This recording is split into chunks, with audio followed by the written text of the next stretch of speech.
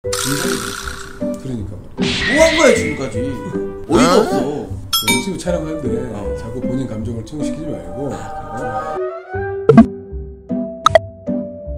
안녕하세요, 주변들의 정인근 변호사. 안녕하세요, 송재순 변호사입니다. 제가 기사를 보니까 뭔 기사를 또 봤어요? 맨날 이렇게 기사만 봐요. 안 바빠요 지금?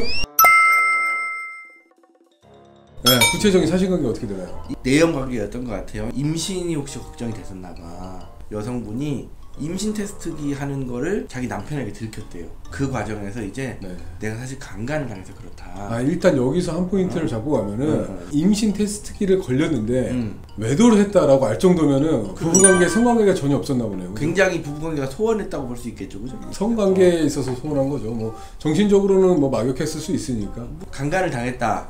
라고 이제 남편에게 얘기를 했고 증명을 하기 위해서 네네. 강간을 당했다는 취지로 남성을 고소한 것 같아요. 그런데 결과적으로 재판하는 과정 내지는 수사하는 과정에서 두 사람이 다정하게 뭐 카톡을 보냈다던가 이런 내연 관계를 입증할 만한 증거들이 많이 나왔겠죠, 그죠? 그러다 보니까 결과적으로 이제 유죄가 인정이 됐고 무고라는 거는 그냥 단순히 그럴 것 같기도 하고 아닐 것 같은데 무혐의 나왔다. 이때 무고가 아니라 정말 이건 말도 안 되는 건데 재판에서 거짓말을 하면서 고소를 했을 때 이제 무고가 나오는 거거든요. 어떻게 보면 여성이 그 내연남으로부터 강간을 당했다라고 자신 있게 고소했을 정도라고 한다면은 내연남과 살갑게 연애를 했다라는 것을 입증할 만한 증거가 정말 없었다고 보여지기도 해요. 판사님께서 여성에게 무고죄 실형을 선고하면서 내연남이 여성과의 통화한 통화 내용을 녹음하지 않았다면은 성범죄로 실제로 처벌받았을 가능성도 매우 높다. 실제로 라고까지 판결문에 서시할 정도라고 한다면은 통화 녹음 내용 말고는 뭐 카카오톡 메시지나 문자나 뭐 이메일 증거 자료는 없었던 것 같습니다. 이제 성인지 감수성 본이 많이 문제가 되다 보니까 뭐 강간이나 강제추행 내지는 중강간 이런 것으로 고소를 당하면 사실 피고소인의 얘기는 거의 들어주지 않잖아요. 맞아요. 그렇기 때문에 무고가 더 무서운 거야. 그렇게 성범죄에 있어서의 그 특수성을 인정하고 있기 때문에 그렇죠. 우리가 그 특수성을 인정하는 크기만큼 그거를 악용하는 사람들도 굉장히 많아지는 겁니다. 있죠. 그렇기 때문에 이런 무고죄가 실제로는 이렇게 처벌이 되는데 실무상으로 일반적인 성범죄가 무혐의 났을 때 무고죄로 고소한다면은 무고죄가 이렇게 유죄가 인정되는 경우는 정말 1%도 안 돼요. 고소장에 거짓말이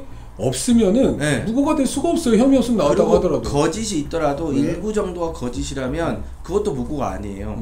주요 부분에 거짓이 있어도 무고가 되기 어려워요. 적어도 무고가 되려면 이건 진짜 아닌데 반대 증거가 있는데 그럼에도 불구하고 감히 고소를 해서 수사기관을 농락하고 그다음 피해자로 하여금 정신적인 고통을 가하죠.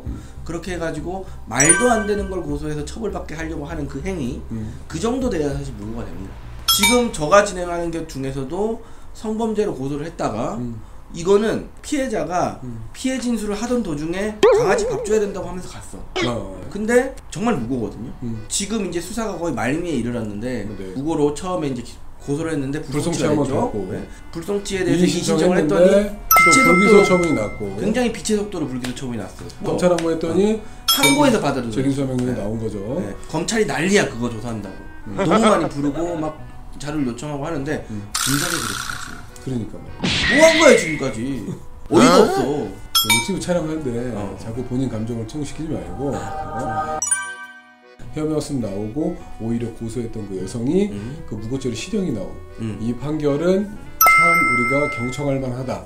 이 판결에 비춰봤을 때 가장 앞선에 있었던 게 뭐죠? 여성의 고소죠. 고소했을 때 그냥 대충 성인지 감수성이라고 해서 여성의 진술에 따라 맞다 해서 뭐 송치하고 뭐 검사 기소하고 형사 처벌하고 이런 악습은 버리고 실제적으로 명확히 증거가 있느냐 그에 따라서 엄격한 증거 법칙의 원칙에 따라 가지고 이제 결정을 내리는 게 가장 필요하겠다라고 생각할 수 있을 것 같아요.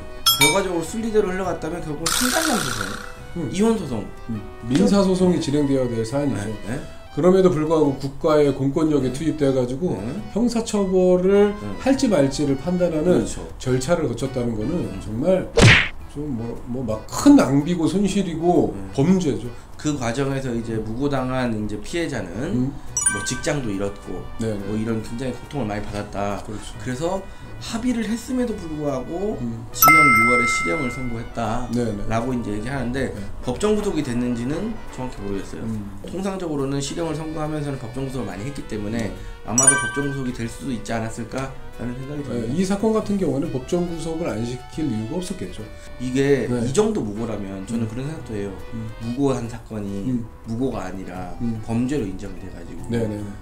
형을 선고받았다면 아, 강간죄가 인정된다고 네? 하면은 그랬을 때 예상되는 형량 정도를 무고죄에서 때려주는 좋은 게 맞지 아이디어네. 않나요? 좋은 아이디어. 어떻게 생각해요? 아주 괜찮은 아이디어라고 생각해요. 네가 나한테 동의한 적 처음인데?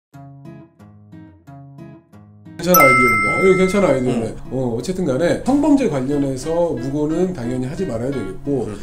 그렇게 무고를 했는지 안 했는지 걸러내기 위해서는 그 앞선에 성범죄의 수사가 타이트하게 이루어져야 된다라고 말씀드릴 수 있을 것 같습니다. 네, 오늘 촬영 여기까지 하고 구독과 좋아요 눌러주세요.